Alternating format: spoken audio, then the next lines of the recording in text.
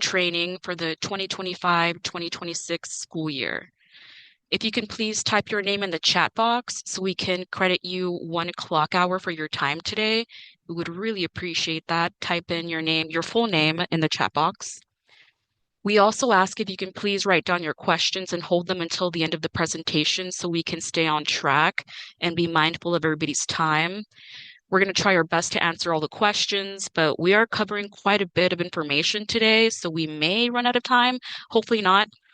Tomorrow, we are going to email everybody with the link to the Canvas portal. It'll house all of your training materials that we're going to go over today and some of the things that we're not going to be able to go over today, but they will be housed in there so that way you can look at it at your convenience.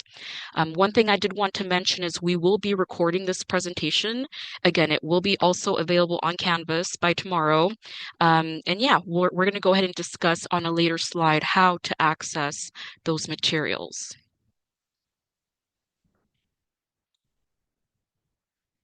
Exemptions. So who is exempt from completing the CogAT screener? So these are a few students, the extended resource classrooms, life skills, and newcomer students are exempt. So what is a newcomer? A newcomer is defined as a student who's been in the US for less than 1 year. So one thing to note is they are welcome to take the CogAT. We just want to eliminate putting the student in a stressful situation. So they do have the option to, but it is an exemption in case they do not want to.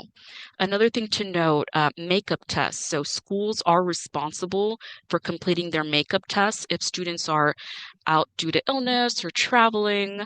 The people that can complete this can be a paraeducator, a coach, or any other available staff members. Please note the makeup window does close on October 13.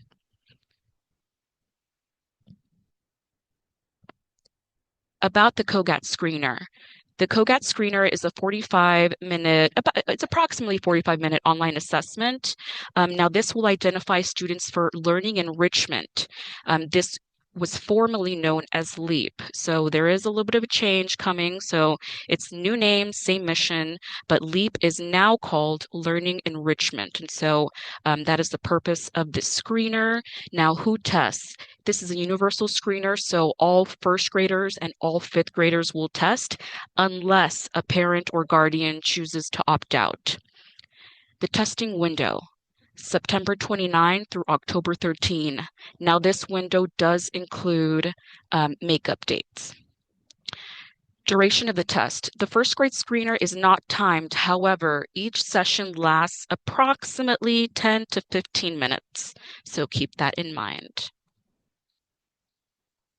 So these are the three subjects in the CogAT screener. We do have verbal picture analogies, we have number analogies, and then we have figure matrices.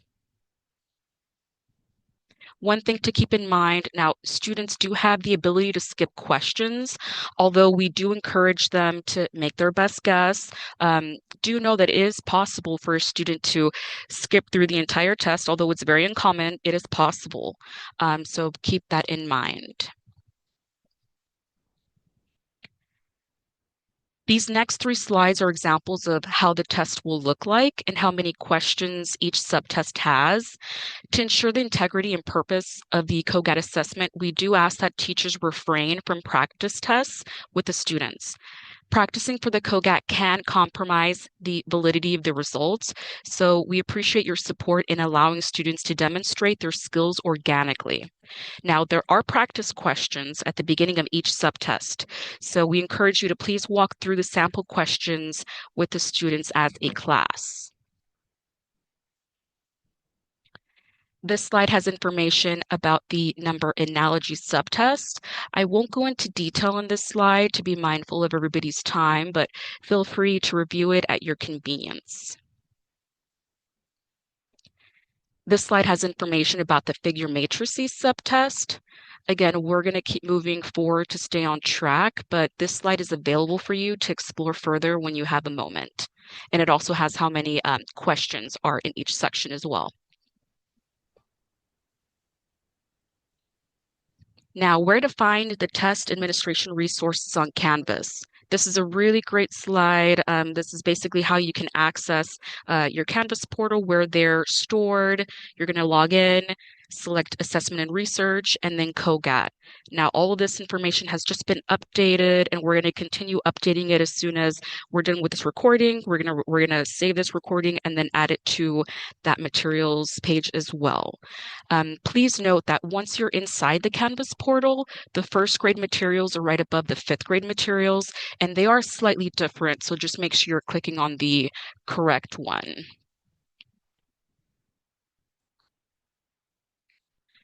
Additional testing resources. So your primary contacts are going to be myself, Crystal, and Julie. So Julie, please note Julie only works Monday and Tuesday, but I work Monday through Friday. So feel free to call me, contact me if you have any questions.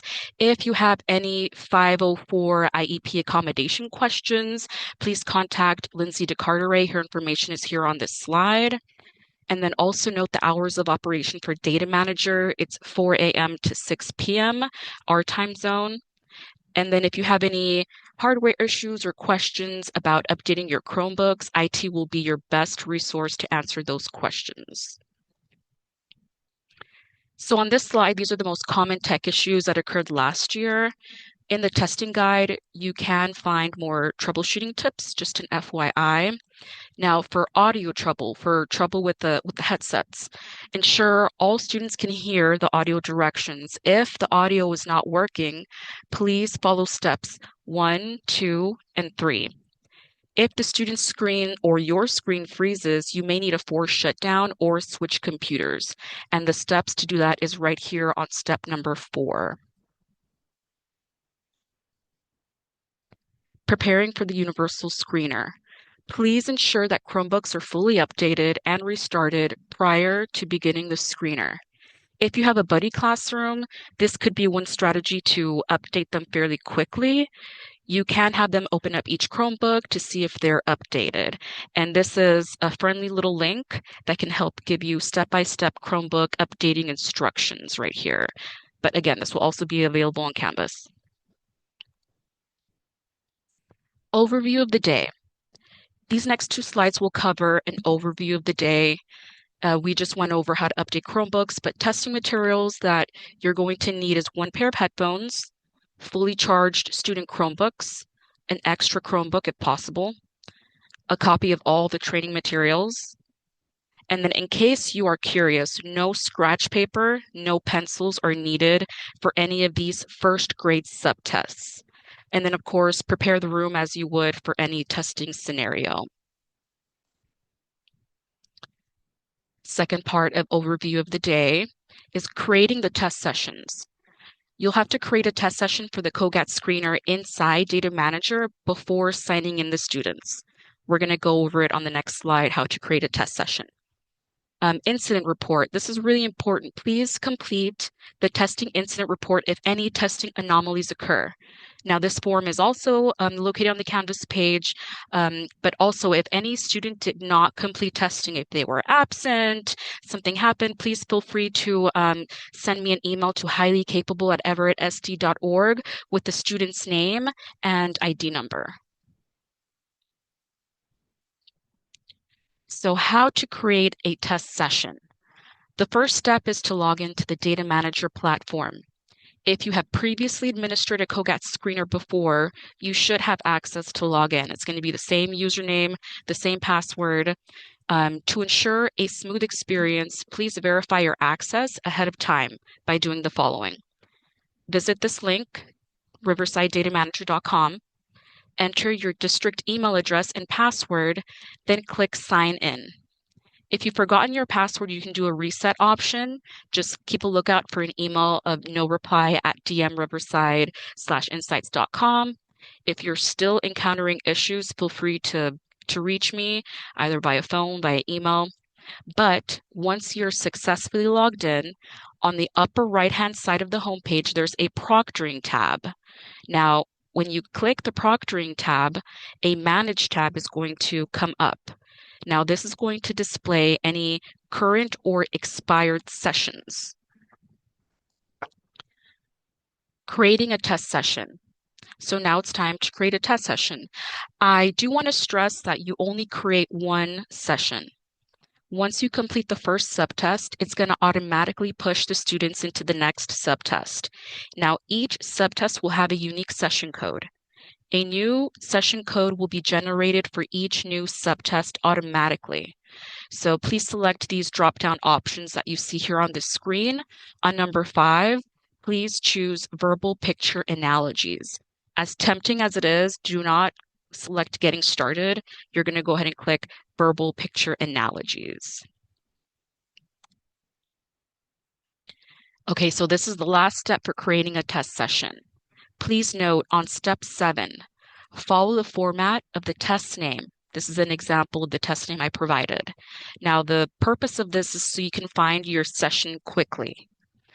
Another thing to note, please verify that you've selected the correct grade, level, and test type before you start the exam. Because if you don't do that, unfortunately, the students will have to retake the CogAT, and that's something that we definitely want to avoid. The draw screen. Now, the draw screen is a built-in virtual paint tool app within the testing system. So it's going to automatically appear before testing begins and then also after each subtest is completed. The students will use this space to quietly draw, doodle until they wait for the next section to start. It's going to disappear automatically when the next subtest starts. So don't be alarmed if you see this. This is a normal screen. One thing to mention, if they swipe too hard, it will kick them out of the test and you'll have to log in again. It rarely happens, but it has happened before. So I did want to mention that. Before starting the test. Now, this is a good time to remind the students which subtest they're going to start. Ask them to raise their hands if they need any help. Now, one thing to note, we cannot help students answer any context-based questions. We can only help them if they're having like technical issues. Otherwise, they'll have to make their best guess. Then ask the students to swipe gently when they're on the draw screen to avoid them being kicked out. Another thing I wanted to mention during the practice questions, they're going to see a screen that has an example. It's an image of the example. They're not going to be able to input an answer yet. So they'll have to click the next button so that way they can select their answer. Give it like 1 to 2 minutes so that way they're able to hear the audio, finish giving them instructions before they can advance to the next section to select their answer. So this delay is totally normal, and this will only happen during the practice questions. Before starting the test, following the last question of each subtest, students will see this stop screen. So once they click done, they're not able to go back and review their answers. So I did create like this little printer-friendly version on Canvas, so that way you can prep them before, hey, once you see this, this is your only opportunity to go back and review your answers. If not, they'll click done and they won't be able to edit that. When students are ready to test. So once you're ready to test, go ahead and double click on the CogAT screener session that you created, and then another tab will appear. After the completion of each subtest, a new tab with a new session code will appear automatically. Keep only 2 tabs open at a time. So you're going to close tabs for subtests that have already been completed. As you can see right here in this example, the session code is here on the upper right-hand side. Please write down the session code on the board so your students can log in. Another thing to note, a reason why it's important for you to write down the session codes is in case there's any tech issues, which I hope there won't be, but the tech will ask you what session code are your students taking. So it's really critical for you to provide to them the current session code that they're in. Now, these are instructions for the students to log in. First step is for the students to log into their Chromebook. They're going to click Data Manager the data manager icon at the bottom of the toolbar as pictured here, and then a pop-up screen is going to pop up saying take a test. They're going to click take a test. After that, the student will sign in only filling out this right-hand side of the screen, which is their student ID number, their session ID, which we just created, and then they're going to click sign in. Now a new pop-up is going to appear and they're going to have to verify their name. So this is really critical. Have students raise their hands if they do not see their name pop up on the screen. Now, teacher instructions. Now the students are ready for you to approve them to start taking the test. So what does that process look like? This is how you're going to approve students. Notice here, there's a waiting for approval. All of your students are going to sign in and appear down here. You're going to wait until all the students are successfully logged in to the platform, and then you're going to click approve all right here. Please do not click people individually. That might cause a glitch. So you'll click approve all. Now, this is the perfect opportunity to remove a student that incorrectly logged in. So how do you incorrectly log in? Is they put in the wrong ID number. You will see an unfamiliar name here. So I do recommend you kind of scroll down, look at all the names. I don't have a John Smith. Who is that? Find out who incorrectly logged in. Then you're going to be able to click one of these X's here to remove that student.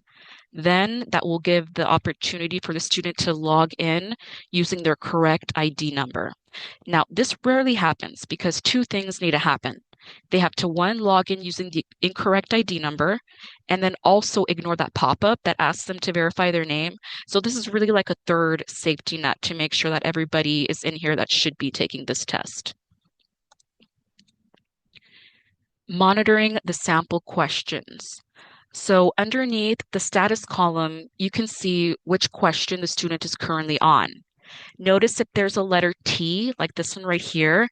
This is the example T:205. That means that they're still on the sample questions. If there's no T before it, then they've actually started the actual subtest. This is a perfect area for you to see or notice the students that are going too fast or maybe falling behind. So you'll keep note of this status section. The end of the subtest.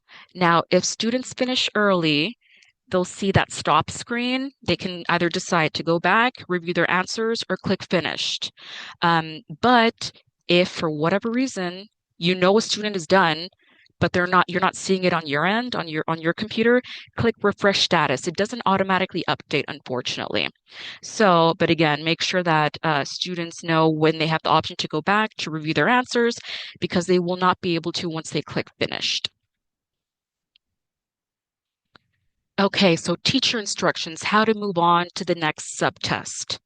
So you're going to click continue testing all after students complete the first subtest and the second subtest. You're going to click OK. That starts the next subtest. So a new tab is going to appear with a brand new session code. Make sure to write down the new session code and close the previous tab of the test that has already been completed. Like I said, the status doesn't always automatically update, so you might want to hit refresh.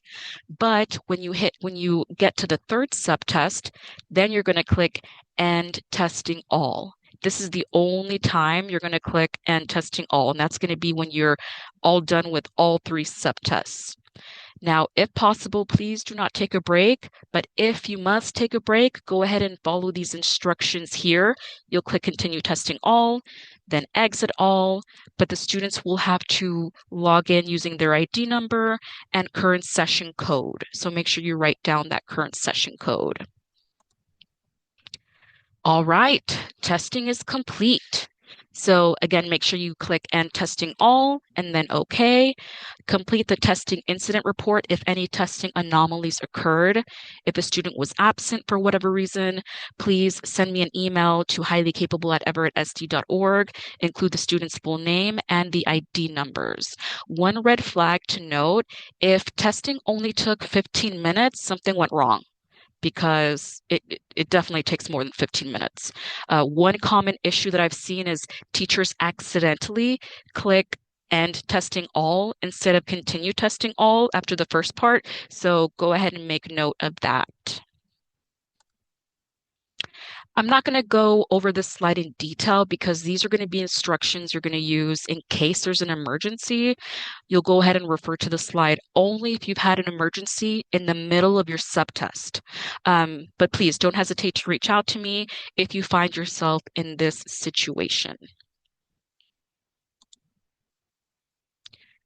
All right, we are in the Q&A section. One thing I did want to do really, really quick is to provide a very quick demo.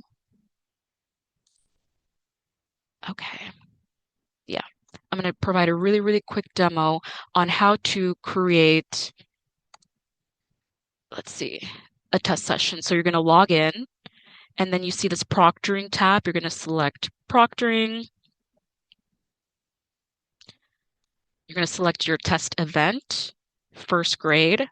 What's really good is there after you select the grade, it's really hard to mess things up because there's only one option except when you get here. Make sure you click verbal and then make sure you click audio English.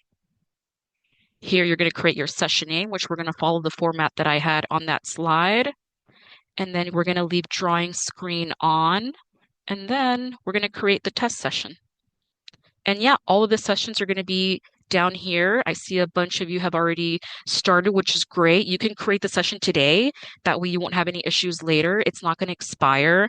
So yeah, go ahead and feel free if you want to do it, at the end of today, whenever, just if you want to get a head start on that. But all right, now we are in the Q&A section. So if you have any questions, feel free to chime in.